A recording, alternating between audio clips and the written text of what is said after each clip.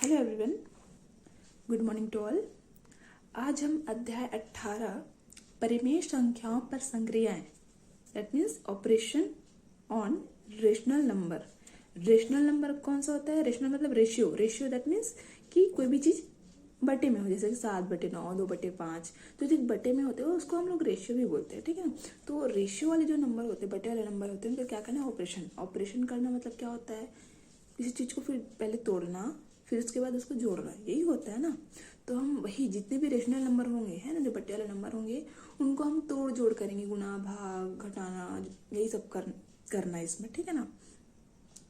तो प्रश्नावली 18.1 स्टार्ट करने से पहले, क्योंकि प्रश्नावली 18.1 में हमको पूरा जोड़ना घटाना गुणा भाग और उसके कुछ नियमों के बारे में पढ़ना है ना, कि कहाँ पे कौन सा नियम लग रहा है। तो उस नियम को मैं जब तक मैं नहीं बताऊंगी और डायरेक्ट अगर क्वेश्चन बताती हूँ तो आप लोगों को समझ में नहीं आएगा। जैसे कि यहाँ पे कुछ क्वेश्चन ऐसे हैं प्रश्न 18.1 में कि वहाँ पे पूछा जाएगा आपको कि अगर ये क्वेश्चन बन रहा है तो कौन सा नियम लग रहा है। तो अगर आपको लोगों को नियमों के बारे में जानकारी नहीं होगा तो आप समझ नहीं पाओगे, कंफ्यूज होगे और आपको समझ में भी नहीं आएगा आगे। इसलिए मैं सबसे पहले आप लोगों को क्या समझाऊंगी? क्वेश्चंस के रूल समझाऊंगी, मतलब कौन कौन से रूल है इस प्रश्नावली में। उसके बाद हम लोग क्या करेंगे? प्रश्नावली के क्वेश्चंस करेंगे, ठीक है। तो पहला नियम क्या है? दो परिमेय संख्याओं का योगफल सदैव एक परिमेय संख्या होती है। तो परिमेय संख्या क्या होता है? जो चीज बटे में लिखा होता है वो सारी चीजें परिमेय संख्याएं होती है। बस हमें उन परिमेय संख्याओं में एक चीज का ध्यान रखना होता है, और वो चीज ये है कि कोई भी परिमेय संख्या, जैसे कि मैंने यहाँ पे 2/3 लिखा, 6/7 लिखा, तो जो भी लिख रही हूँ यहाँ पे जो ये बटे में जो इस जगह है ना, जैसे कि हम परिमेय संख्याओं को p/q के फॉर्म में दर्शाते हैं, तो ये क्यों है? क्यों मतलब ये चीज है ना। तो ये चीज कभी भी शून्य नहीं होना चाहिए, जैसे कि 2/0, 6/0 इस फॉर्म में कभी भी नहीं होना चाहिए। नीचे हमें कभी भी शून्य नहीं आना चाहिए। अगर वो शून्य आता है तो कभी परिमेय संख्या नहीं है। भले माइनस लग जाए वो चलेगा, लेकिन नीचे शून्य नहीं आना चाहिए। शून्य आगे मतलब वो परिमेय संख्या नहीं है। ओके, अब क्या बोला है इसमें कि दो परिमेय संख्याओं का योगफल सदैव एक परिमेय संख्या होती है ना। दो, हम लोग कोई भी अगर दो परिमेय संख्या ले लो, चाहे कैसे भी परिमेय संख्या ले लो अपने हिसाब से, उनका जब हम योग करेंगे, जोड़ेंगे, तो एक परिमेय संख्या हमको मिलेगा, ऐसा बोला गया है। और इसे कौन सा नियम बोला गया है? संवरक नियम। योग का मतलब हम लोग जोड़ रहे हैं ना, इसलिए योग का संवरक नियम बोला गया है। जैसे कि मैंने यहाँ पे दो परिमेय संख्या लिए है, -5/6 मतलब ऋण 5/6 और 3/4 मैंने ये लिया है।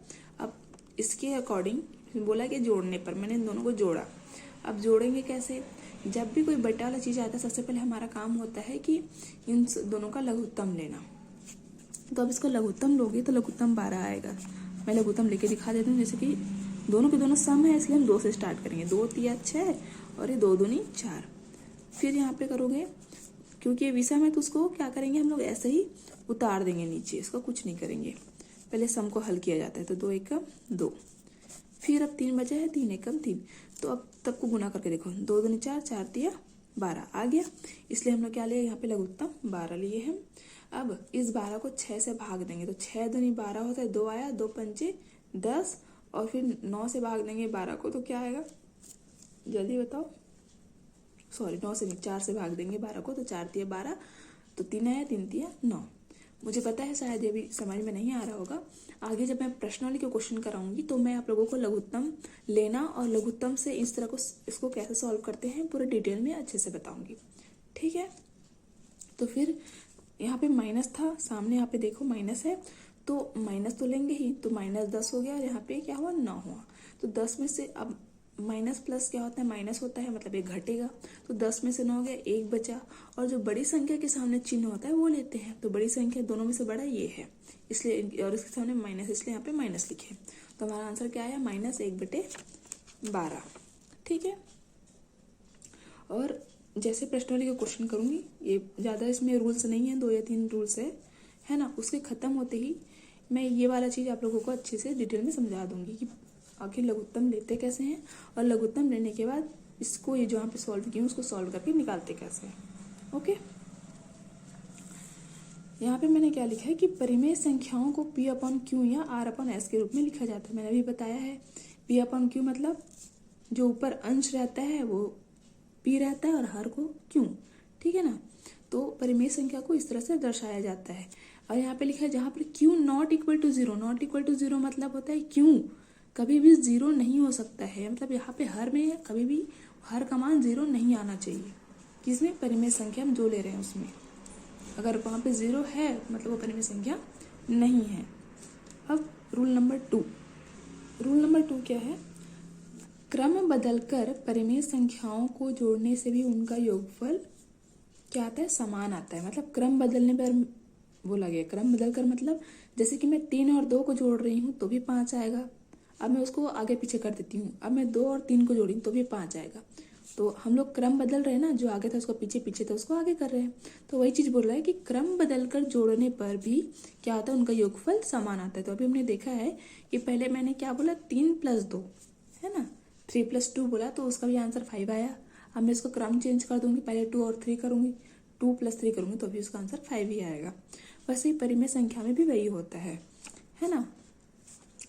तो कैसे होता है? जैसे कि P अपॉन Q कोई भी परिमेय संख्या ले लो और यहाँ पे R अपॉन S है ना, दोनों को जोड़ेंगे तो भी उसका आंसर क्या आएगा? बराबर ही आएगा। जैसे कि मैंने अभी एग्जाम्पल दिया वैसे ही, ठीक है। अब अगला रूल क्या है? साहचर्य नियम। इसमें क्या होता है कि A + B + C = A + B + C। मतलब कोई चीज अगर 3 A B C 3 मान दिया हुआ है उसको इस तरह से जोड़ोगे तो भी और इस तरह से जोड़ोगे तो भी आंसर क्या आएगा? बराबर ही आएगा। मैं एग्जांपल से समझाती हूँ। जैसे कि मैंने 4/5, 2/7 और -3/8 लिया है, ठीक है ना। मान लेते हैं ये क्या है? A है, ये 2/7 B है और -3/8 क्या है? C है। मैंने माना है कि ये क्या है? पूरा ये A है, ये B है और ये C है, ठीक है। अब इस सूत्र में, इस फॉर्मूले में मान रखते हैं क्या है? A प्लस ब्रैकेट में B + C, ठीक है। तो A की जगह क्या रखेंगे? 4/5 प्लस ब्रैकेट लगाएंगे और ब्रैकेट में क्या लिखेंगे? B + C। B क्या है? 2/7 और C क्या है? अब यहाँ पे होना चाहिए प्लस, है ना, यहाँ पे प्लस लिखा है लेकिन यहाँ पे प्लस माइनस माइनस होता है इसलिए -3/8 लिखी हूँ। इसका मतलब है कि 4/5 धन 2/7 धन -3/8 ऐसा कुछ लिखा था। तो मैं इसको डायरेक्ट करती हूँ, है ना। तो ये प्लस और ये माइनस, प्लस और माइनस होता है माइनस, इसलिए यहाँ पे क्या हो गया? -2/7 -3/8, ठीक है। उसके बाद हम फिर से क्या लिए? 7 और 8 का लघुत्तम आया है 56, ठीक है। लघुत्तम लेना वैसे मैं क्लास में बहुत बार समझाई हूँ आप लोगों को, लघुत्तम लेना आता ही होगा और जिन लोगों को नहीं आता है मैं बार बार बोल रही हूँ, प्रश्न के जब क्वेश्चन कराऊंगी तो उसमें आप लोगों को लघुत्तम लेना अच्छे से और दोबारा बता दूंगी। तो फिलहाल अभी ये सूत्र है इसलिए मैं डायरेक्ट बता रही हूँ। तो 7 और 8 का लघुत्तम में तो आया 56, ठीक है। 56 में 7 8 तो 7 8 56 होता है ना, तो 8 आया तो 8 दूनी 16, फिर 8 7 56 होता है, 7 आ रहा है तो 7 या 21। अब यहाँ पे 16 और 21, यहाँ पे यह क्या है? ऋण का चिन्ह मतलब घटेगा, तो 21 में से 16 घटाएंगे तो 5 आएगा और बड़ी संख्या के सामने क्या है?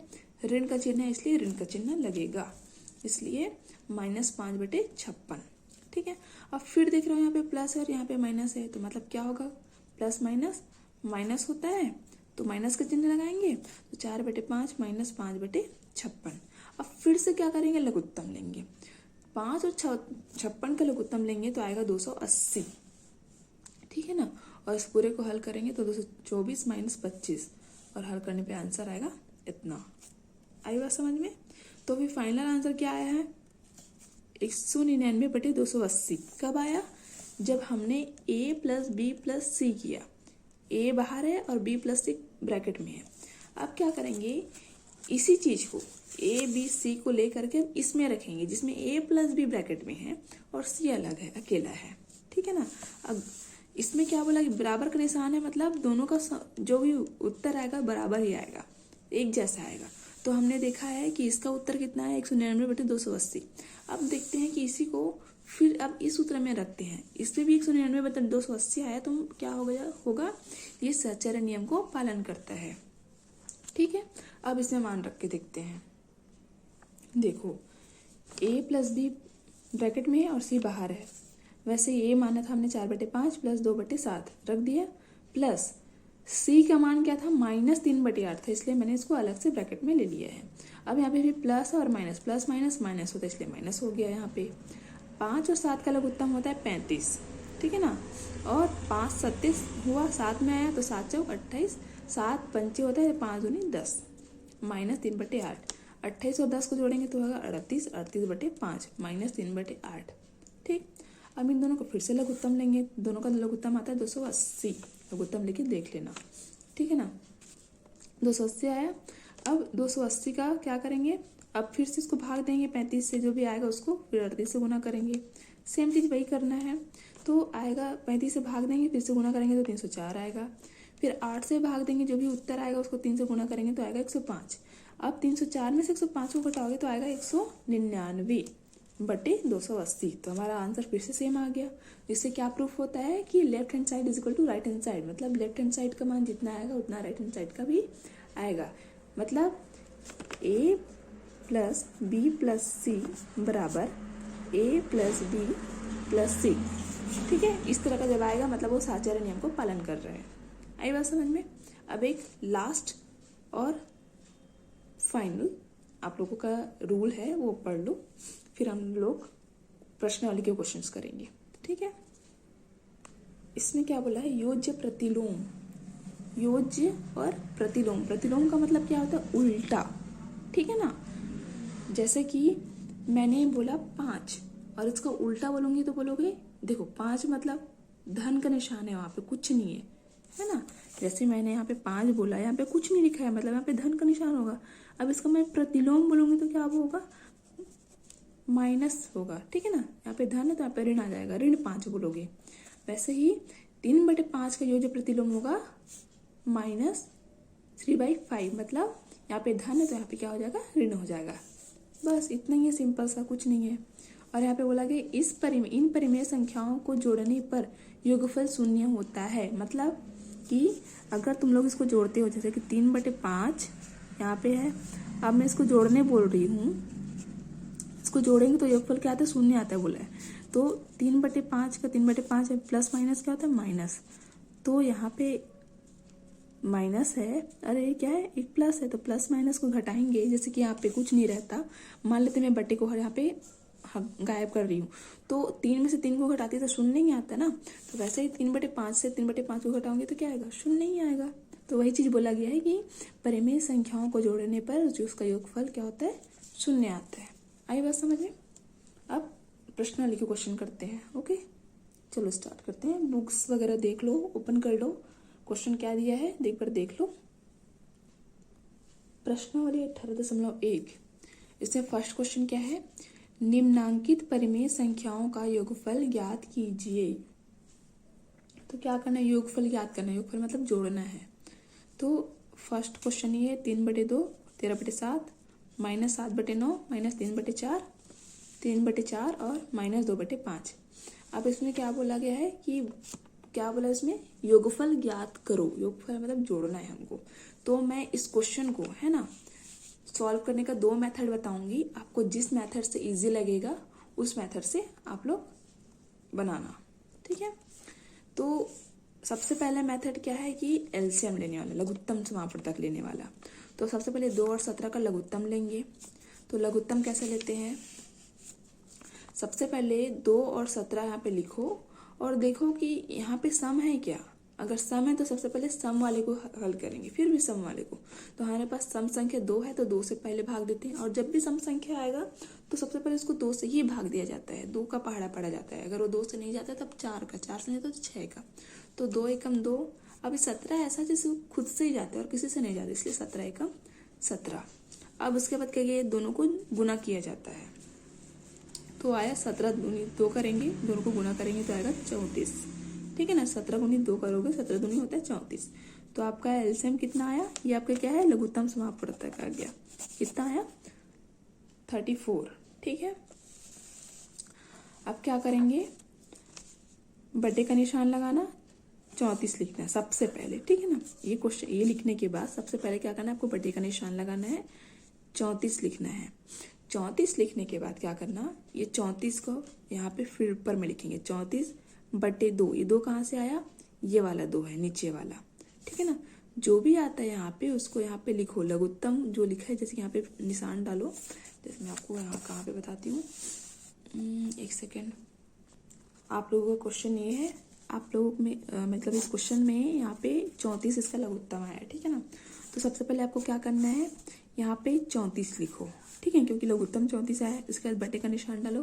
उसके बाद जो भी यहाँ पे 2 है ना बटे में, उसको लिखो, गुणा का निशान डालो। उसके बाद ऊपर वाला, ठीक है, फिर धन का निशान, फिर 34 को लिखो ऊपर, बटे जो नीचे है उसको नीचे, फिर गुणा का निशान, और यहाँ पे जो है उसको यहाँ पे, ठीक है। लघुत्तम लेने के बाद का प्रोसेस सही है। फिर 2 से भाग दोगे तो क्या कटेगा, 2 एकम 1 बचेगा, 2 सत्ते 14।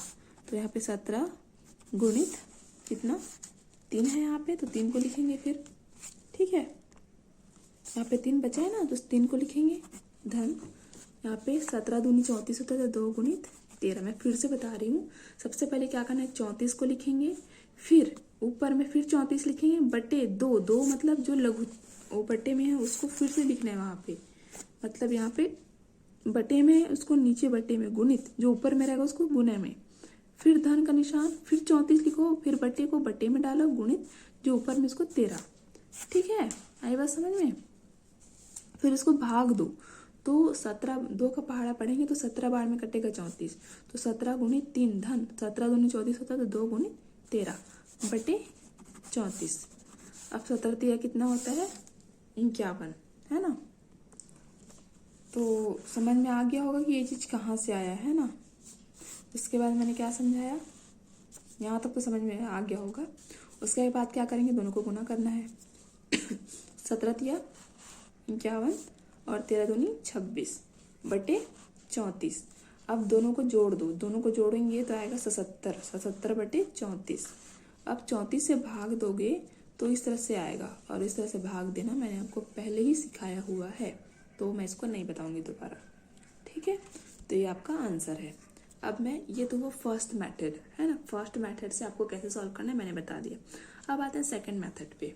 इसी क्वेश्चन को मैं दूसरे तरीके से सॉल्व करना बताऊंगी। इसमें क्या करना है, क्या लिखे, हर को समान करने पर, हर को समान करने पर मतलब यहाँ पर अगर 36 है तो यहाँ पे भी 36 ही होना चाहिए हर में, यहाँ पे 38 है तो यहाँ पे 38 ही होना चाहिए, ठीक है ना। दोनों का हर एक जैसा होना चाहिए, तो वही करना है हमको। तो वो कैसे होगा, तो यहाँ पे 3/2 है, इसको लिखो, लेकिन बगल वाले में यहाँ पे बटे में 17 है ना, तो 17 से गुना कर दो। धन 13/17 लिखो, क्योंकि यहाँ पे 13/17 है, गुणित 2/2। ध्यान से देखना, सबसे पहले 3/2 लिखे, गुणित गुना का निशान डालना। उसके बाद जस्ट बगल वाले में जो भी बटे में रहेगा ना उसको क्या करना है, ऊपर नीचे गुना करना है, ठीक है। उसके बाद फिर बगल वाले का लिखना है 13/17 गुणित 2/2। शायद समझ में नहीं आ रहा हो, मैं एक सेकंड मैं बता रही हूँ। जैसे कि मैं यहाँ पे एग्जांपल ले रही हूँ, मैंने लिया 5/7 और लिया 6/3। अब जब हर समान करने की बात होगी तो क्या करना, सबसे पहले लिखना जो भी है यहाँ पे दिया 5/7 लिख लिया, यहाँ पे लिखे 6/3, दोनों साइड गुना का निशान डालना, ठीक है। अब यहाँ पे जो भी बटे में, यहाँ पे 3 है बटे में, इधर बगल वाले में 3 का दोनों ऊपर नीचे गुना कर देना। यहाँ पे 7 है बटे में, इसमें क्या करेंगे, 7 का ऊपर नीचे गुना कर देंगे। आई बात समझ में। इसको बोलते हैं हर को समान करना। कैसे समान हुआ, देखो 7 या 21 आ गया, इधर भी 3 7 21 आ गया, हर समान हो गया। बस वैसे ही उसमें करना है, ठीक है। तो यहाँ पर भी वही किया हमने, क्या किया है कि 3/2 लिखा, बगल वाले पे क्या था, यहाँ पे 17 था, इसलिए 17 से ऊपर नीचे गुना कर दिए, धन का निशान डाले। फिर 13/17 लिखे, बगल वाले में 2 था, इसलिए ऊपर नीचे 2 से गुना कर दिए, ठीक है। आई बात समझ में। अब क्या करेंगे, ऊपर का ऊपर से गुना, नीचे का नीचे से गुना। 17 तिया 51, 17 दूनी 34, धन 13 दूनी 26, 17 दूनी 34। अब देखो हर को समान किया था, आगे हर समान हो गया, दोनों का 34 हो गया। अब इसका लघुत्तम लेंगे तो भी क्या आएगा, 34 ही होगा। तो क्या लघुत्तम लेने की जरूरत ही नहीं है, दोनों का हर समान है, इसलिए बटे करो, एक बार 34 लिखो और ऊपर वाले को डायरेक्ट जोड़ दो। 2 वाले दोनों का सेम है ना, इसलिए एक बटे खींचना है और एक बार 34 लिखना है, और ऊपर वाले में जो भी है उसको जोड़ देना है। 51 धन 26, 51 धन 26 करोगे तो आएगा 77, 77/34। या फिर 2 सहित 9/34। बस। तो ये 2 तरीका है, आप लोग को जिस तरीके से सहूलियत लगे उस तरीके से आप लोग बनाओगे। ठीक है, इसका मैं दूसरा क्वेश्चन बता रही हूँ। तीसरा क्वेश्चन आप लोग को खुद से बनाना है, मैं उसको नहीं बताऊंगी।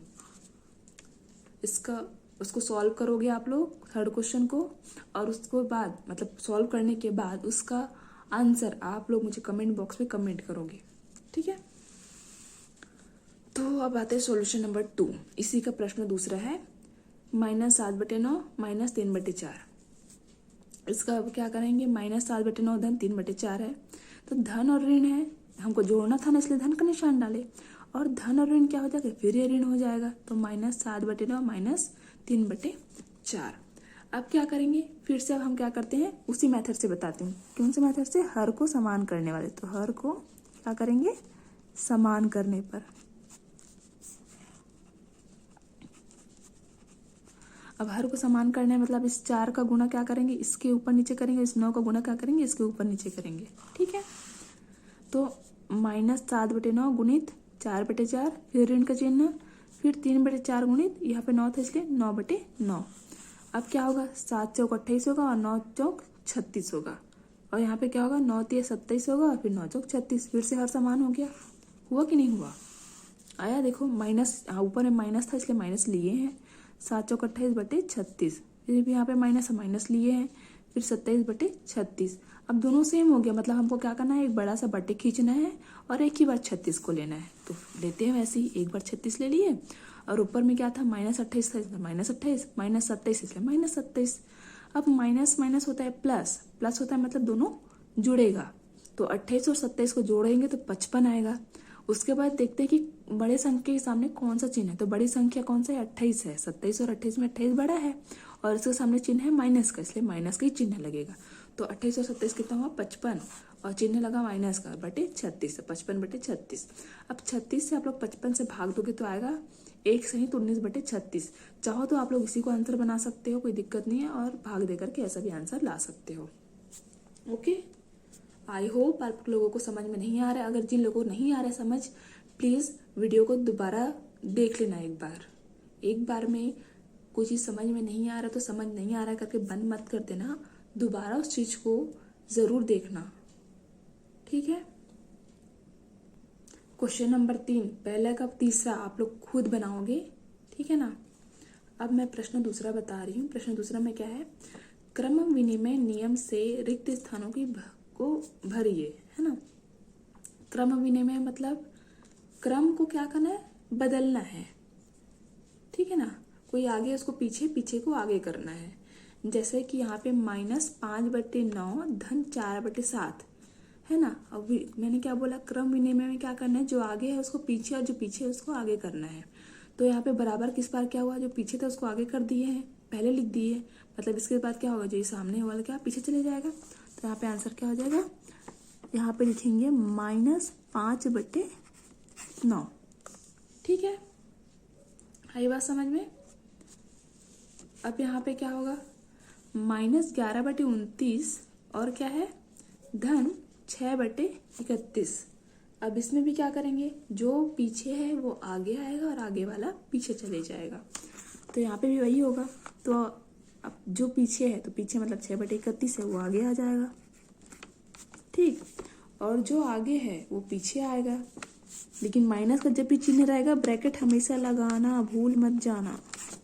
ओके, उसके बाद अब थर्ड क्वेश्चन क्या है इसमें, -15/7 धन, अब यहाँ पे खाली स्थान छोड़ दिया और यहाँ पे लिख दिया 13/9 बराबर करके। तो हमको पता है कि जो पीछे रहता है वो पहले सामने आ जाता है, फर्स्ट नंबर में आ जाता है, और जो फर्स्ट में रहता है वो सेकंड में चले जाता है। तो हमको दोनों जगह का खाली स्थान भरना है ना। तो यहाँ पे पहला दिया लेकिन दूसरा नहीं दिया, यहाँ पे दूसरा दिया वहाँ पहला नहीं दिया है। तो जो यहाँ पे दूसरा रहता है, मतलब यहाँ पे जो रहता है लास्ट में वो फर्स्ट में आता है ना, तो हमको पता चल गया कि यही जो है जो लास्ट में था, इसलिए यहाँ पे क्या आ जाएगा 13/9। और यहाँ पे क्या आता है, जो फर्स्ट में रहता है वो आता है, मतलब 15/7 आएगा इधर, तो लिख दो -15/7। ठीक है, अब ये आप लोग खुद बनाओगे, मैं आंसर लिख देती हूँ, मुझे समझाने की वैसे ज़रूरत नहीं है, ठीक है। अब आते हैं क्वेश्चन नंबर 3 पे। क्वेश्चन नंबर 3 में क्या बोला गया है कि दिखाइए कि -2/5 धन 4/9 धन -3/4 बराबर -2/5 धन ब्रैकेट में 4/9 धन -3/4, इसमें किस नियम का प्रयोग किया गया है। अब यहाँ पे ध्यान से देखोगे तो ये क्या है a और ये क्या है b, ये दोनों ब्रैकेट में है, धन यहाँ पे हो गया c, ठीक है। अब ये क्या है ये वाला, यहाँ पे ये हो गया a धन b प्लस c। अब ये कौन सा नियम है मुझे बताओ, मैंने अभी बताया है तुम लोगों को, a प्लस b धन c बराबर क्या है a धन b प्लस c। यहाँ ये कौन सा नियम होता है, सबसे लास्ट में मैंने शायद इसी को बताया है ना, नहीं इस थर्ड वाला नियम है आई थिंक, साहचर्य नियम, जिसमें क्या होता है अगर इसका उत्तर सेम है तो इसका भी उत्तर सेम होता है कि नहीं होता, मैंने बताया है ना। तो यहाँ पे कौन सा नियम लगेगा, साहचर्य नियम लगेगा। तो इसमें उत्तर में लिखेंगे इसमें साहचर्य नियम का प्रयोग किया गया है, और साहचर्य नियम क्या है, a प्लस ब्रैकेट में b प्लस c बराबर a प्लस b ब्रैकेट में c, ठीक है। बस इसमें इसके अलावा कुछ नहीं करना है, सिर्फ बताना था कि कौन सा नियम लग रहा है। अब आते हैं क्वेश्चन नंबर 4 में, ठीक है। क्वेश्चन नंबर 4 में क्या बोला है, सरल कीजिए। सरल, जहाँ पे सरल करो बोल देता है मतलब अपने हिसाब से हल करो, बस इसका आंसर छोटा आना चाहिए, कैसे भी करके आप हल करो, हमको ये लंबा चौड़ा नहीं दिखना है, ऐसा करके वो बोल देते हैं सरल करो। चाहे तुम जिस भी विधि का प्रयोग करो, जैसे भी हल करो, तुम्हारी मर्जी, ठीक है ना। तो हम फिर से वही करेंगे, हरों को समान करने पर। तब जब भी हमारे पास क्या था, 2 संख्या रहता तो क्या करते थे, यहाँ पे 9 है तो ऊपर नीचे 9 से गुना कर देते थे, और इधर 7 है तो इधर 7 का गुना कर देते थे, यही होता ना हर को समान करने पे। लेकिन यहाँ पे क्या हो रहा है कि यहाँ पे 3 संख्या दे दिया गया है, तो करना कुछ नहीं है। यहाँ पे क्या करेंगे, इधर 9 और 11 है ना, तो दोनों से गुना कर देंगे। पहले यहाँ पे क्या गुना का साइन लगाएंगे, 9/9, फिर क्या करेंगे, फिर से एक बार गुना का साइन लगाएंगे, फिर 11/11। अब इस वाले में 9, यहाँ पे 9 है ना, अब इसमें इन दोनों का गुना करेंगे, 7/7 और 11/11 का, और यहाँ पे क्या करेंगे, इन दोनों का करेंगे, ठीक है।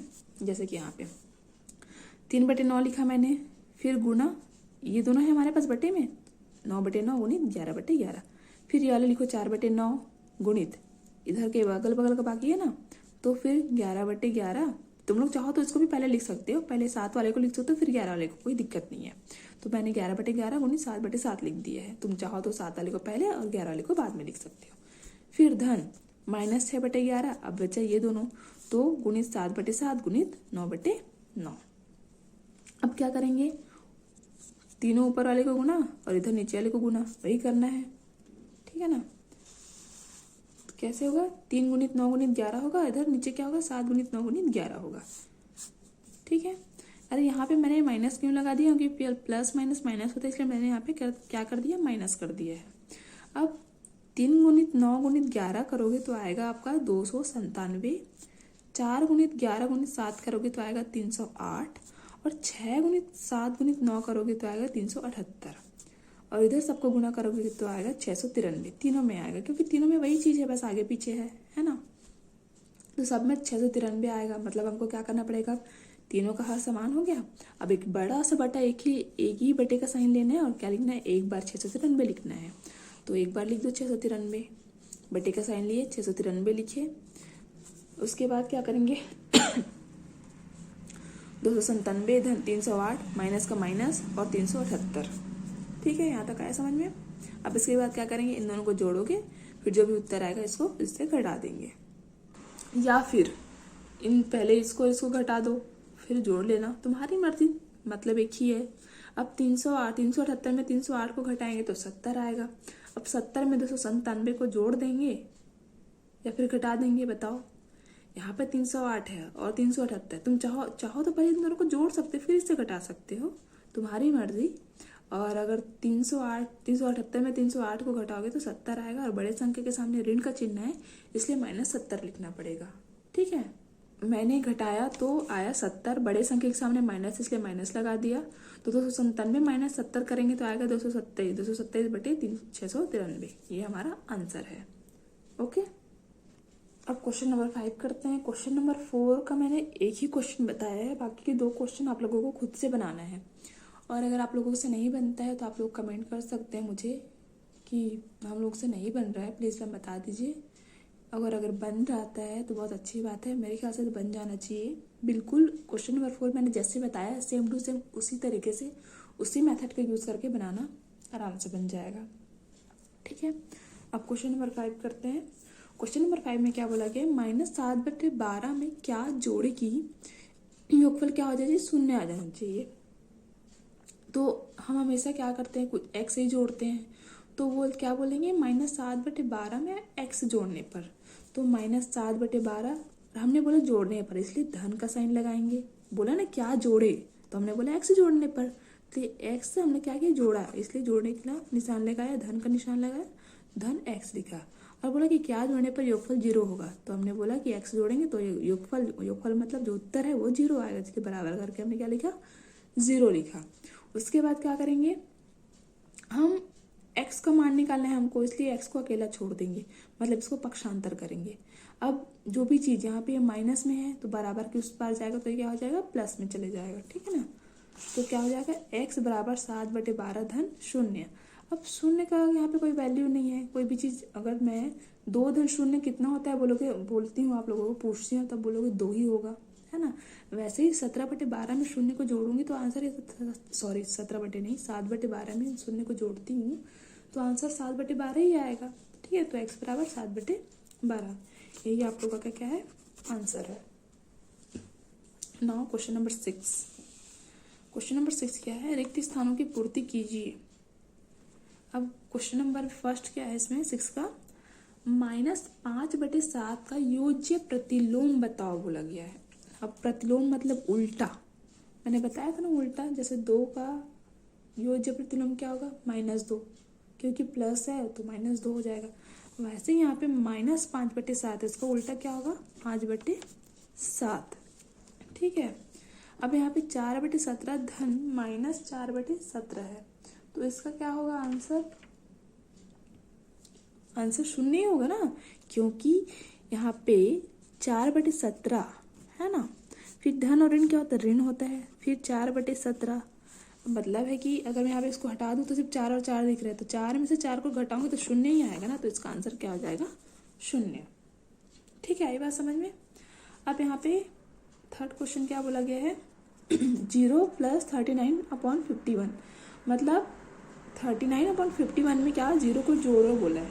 तो मैंने अभी इसके जस्ट पहले वाले क्वेश्चन में क्या बोला था, दिखा भी देती क्वेश्चन को, इसमें 7/12 था, है ना, 7/12 में 0 को जोड़े तो आंसर भी वही आया था, कुछ चेंजेस तो नहीं हुआ था ना। वैसे ही यहाँ पे 0 में जोड़ेंगे, मतलब इसको 0 में जोड़ेंगे तो आंसर उतना ही आएगा ना, इसमें कुछ चेंजेस तो नहीं होगा, तो आंसर क्या आएगा हमारा 39/51। ठीक है, अब यहाँ पे बोला है 42/17 का योज्य प्रतिलोम क्या होगा, उसका उल्टा क्या होगा, प्लस में तो माइनस में आ जाएगा, -42/17। ठीक है, उसके बाद क्वेश्चन नंबर 7 क्या है, क्वेश्चन नंबर 7 है, निम्नलिखित प्रत्येक सवाल किसी न किसी नियम से संबंधित है, उस नियम को दिए गए रिक्त स्थानों में लिखिए बोला गया है। मतलब कि आपके पास यहाँ पे 3 से 4 क्वेश्चन दिया गया है और बोला गया है कि यहाँ पे कौन सा नियम लग रहा है, आप हम लोगों को बताओ। तो यहाँ पे 13/15 धन 4/8 है, बराबर 4/8 धन 13/15 कर दिया है। यहाँ पे उलट पुलट किया गया, ध्यान से देखो, जो पहले है वो लास्ट में आ गया और लास्ट है वो फर्स्ट में आ गया। तो ये कौन सा रूल होता है, कौन सा नियम लगता है यहाँ पे, ये कौन सा है, क्रम बदल रहा है ना, तो क्या है, क्रम विनिमय नियम। तो ये कौन सा है, क्रम विनिमय नियम। ठीक है, आप लोग उत्तर करके यहाँ पे लिखोगे क्रम विनिमय नियम। ठीक है, उसके बाद यहाँ पे क्या है, 2/19 धन -3/17 धन 4/13 बराबर 2/19 -3/17 धन 4/13। अब यहाँ पे क्या हो रहा है, देखो ये a है प्लस b प्लस c, यहाँ पे क्या है ब्रैकेट में है, बराबर a + b ब्रैकेट में प्लस c। ठीक है ना। तो ये कौन सा नियम है यहाँ पे, साहचर्य नियम। कौन सा नियम है, साहचर्य नियम। आप लोगों को नियम याद नहीं रहेगा तब तक ये अच्छे से समझ में नहीं आएगा, ठीक है ना। तो नियम जरूर याद रखना। अब यहाँ पे P/9 धन शून्य बराबर P/9। अब इसमें ये कौन सा नियम है, जल्दी बताओ, योज्य तत्समक नियम। योज्य तत्समक नियम। मैंने ये नियम आप लोगों को नहीं पढ़ा है क्योंकि इसका कुछ खासा काम नहीं था, ठीक है ना। अब एक लास्ट है -R/S धन R/S बराबर 0। ये कौन सा नियम है, जल्दी बताओ। यह है योज्य प्रतिलोम नियम। इसमें क्या होता है, मैंने बताया था ना कि इसका जैसे कि R/S है, इसका प्रतिलोम बोलेंगे तो -R/S है ना, दोनों को जोड़ेंगे तो उत्तर क्या आएगा, 0। ये लास्ट नियम है आपका जो मैंने बताया था। तो यहाँ पे योज्य प्रतिलोम नियम लग रहा है, ठीक है। ये आप लोगों का लास्ट क्वेश्चन है, क्वेश्चन नंबर 8। इसमें क्या दिया गया है, आप कुछ परिमेय संख्याएं सोचिए, उन संख्याओं पर योग हेतु क्रम विनिमय नियम एवं साहचर्य नियम की पुष्टि करो बोले।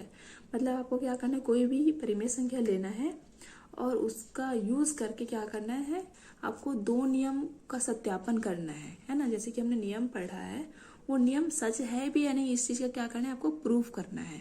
पहला एक तो है क्रम विनिमय नियम का और दूसरा साहचर्य नियम का। तो हमने माना कि कोई, अब सॉल्यूशन के लिए क्या करें, मान लेते कि कोई परिमेय संख्या है 1/5, 1/6 और 1/7। हमने 3 परिमेय संख्या लिया है। पहला है 1/5, दूसरा 1/6 और तीसरा 1/7। तो सबसे पहले हम लोग कौन सा नियम करेंगे, सबसे पहले हमको क्रम विनिमय नियम की पुष्टि करना है, उसका सत्यापन करना है ना। तो हम क्या करेंगे, सबसे पहले क्रम विनिमय नियम। क्रम विनिमय मतलब क्या होता है कि क्रम को कैसे भी आप लोग पलट लो लेकिन उत्तर उसका सेम ही आएगा। मतलब जैसे कि 3 धन 2 धन मैंने 1 कर दिया, तो 3 धन 2 धन 1 करोगे कितना, 6 आएगा। मैं 1 धन 2 धन 3 करूंगी तो भी 6 आएगा, 2 धन 1 धन 3 करूंगी तो भी 6 आएगा। ये है क्रम विनिमय नियम, इसको पुष्टि करना है। तो 1/5 धन 1/6 धन 1/7 बराबर 1/7 धन 1/6 1/5। क्रम को मैंने आगे पीछे कर दिया। अब हमको ये देखना है कि क्रम को आगे पीछे करने पर उत्तर दोनों का सेम आ रहा है या नहीं। अगर सेम आ रहा है तो क्रम विनिमय नियम जो हम पढ़ा है वो बिल्कुल सत्य है, ठीक है। तो 5/6 6 और 7 का लघुत्तम लेंगे तो आएगा 210। चाहो तो तुम लोग सब क्या कर सकते हो, इसका हर को समान करके भी बना सकते हो, लेकिन थोड़ा लंबा जाएगा, लेकिन अब तुम लोग बना सकते हो जो भी तुम लोग से इजी लगे। तो मैंने यहाँ पे लघुत्तम लेके बनाया है। 5 और 6 और 7 का लघुत्तम होता है 210, है ना। और इस सबको हल करेंगे तो 5 को 210 से भाग देंगे तो कितना आएगा, भाग दे करके बताओ। देखो 5 चौक होता है 20, है ना। तो 1 बच रहा है, 5 दूनी 10, कितना 42 आया। 42 को किसी 1 से भाग दोगे तो गुना करोगे तो 42 से आएगा। अब 6 को 210 से भाग दूंगी तो आएगा 35, और 35 गुणित 1 करेंगे तो भी 35 ही आएगा। 7 को 210 से भाग देंगे तो आएगा 30, और 30 गुणित 1 करेंगे तो आएगा 30 ही। वैसे ही फिर इन सबको लघुत्तम लेंगे तो 210 आएगा, और जो चीज ऊपर आया वही चीज यहाँ पे भी आएगा, बस क्रम आगे पीछे रहेगा। अब इन तीनों को जोड़ेंगे तो आएगा 107, तो 107/210। अब इधर भी इन तीनों को जोड़ेंगे तो आएगा 107/210। दोनों बराबर है, मतलब क्रम विनिमय नियम बिल्कुल सत्य है। अब आता है दूसरा नियम, कौन सा, साहचर्य नियम। साहचर्य नियम क्या है कि a + b धन c, और यहाँ पे क्या है, a है b + c, मतलब इसको भी कैसे भी हल करो उत्तर दोनों का सेम आना चाहिए। तो हमने पहले इन दोनों का क्या लिया, लघुत्तम लिया, एलसीएम लिया, 5 × 6 = 30, लघुत्तम आ गया। अब 5 से 30 को भाग दूंगी तो क्या होता है, यहाँ पे लिखती हूँ ना 30/5 करके गुणित 1, तो 5 × 6 = 30, तो 6 × 6 धन 6 × 5 तो 5 का 5, फिर 1/7, 6 और 5 क्या होता है 11, तो 11/30 1/7। फिर इसका लघुत्तम लेंगे तो आएगा 210, और 210 के बाद फिर सॉल्व करेंगे तो इधर से 70 धन 30, तो आएगा 107, 107/210। बिल्कुल भी वैसे इसका लेफ्ट हैंड साइड भी हमको पूरा वैसे ही हल करना है, और सेम इसका भी आंसर उतना ही आएगा। तो इससे हमको क्या समझ आता है कि ये भी साहचर्य नियम का पालन करता है और ये आंसर हो गया हमारा। ठीक है, कि दोनों नियम की यहाँ पे पुष्टि होती है कि जो भी नियमों को बताया गया वो बिल्कुल सत्य है। अब मैं आप लोगों को क्वेश्चन नंबर 4 का सेकंड है ना, वो भी बता देती हूँ, या फिर यूँ कहूँ कि मैंने बनाया है, आप लोगों को मैं दिखा देती हूँ। लेकिन आप लोगों को ये क्वेश्चन समझना है, और जिन लोगों को समझ में आएगा क्वेश्चन नंबर 4 का सेकंड, वो मुझे कमेंट बॉक्स में यस और नो, जिसको समझ आएगा वो यस लिखेगा, है ना, कमेंट बॉक्स में। और जिन लोगों को समझ में नहीं आया रहेगा वो नो लिखेगा। और तुम लोगों को क्या क्या करना है, क्या है होमवर्क तुम्हारा, आप लोगों को क्वेश्चन नंबर 4 का थर्ड ये भी बनाना है, ठीक है ना। और इसके पहले मैंने जो बनाने बोला उसको भी, ओके। ये आप लोगों का क्वेश्चन नंबर 4 का सेकंड है। जिन लोगों को ये क्वेश्चन समझ में आएगा वो मुझे यस लिख कर भेजेगा कमेंट बॉक्स पे, और जिन लोगों को समझ में नहीं आएगा वो नो लिख कर सेंड करेगा, ओके। बाकी फिर आप लोगों का 18.1 जो है कंप्लीट हो जाएगा। आगे का नेक्स्ट वीडियो में करेंगे। और ये वाला क्वेश्चन जो है आप लोगों को खुद से बनाना है, सॉल्व करना है। एंड प्लीज़ यार थोड़ा सा मेरे चैनल को ना सब्सक्राइब और लाइक और क्या बोलते हैं उसको, बेल आइकन तो दबा दिया करो, ताकि एटलीस्ट तुम लोग के पास ये वीडियो टाइम पे पहुंच जाए और तुम लोग को पता चल जाए। नहीं तो सोते रहते हो तुम लोग, पता ही नहीं रहता है। मेरे को बार बार इसको व्हाट्सएप ग्रुप में सेंड करना पड़ता है, तब तुम लोग को पता चलता है कि वीडियो आ गया, देखना है। ये तो पता ही नहीं रहता तुम लोगों को। चलो फिलहाल बाय, टेक केयर।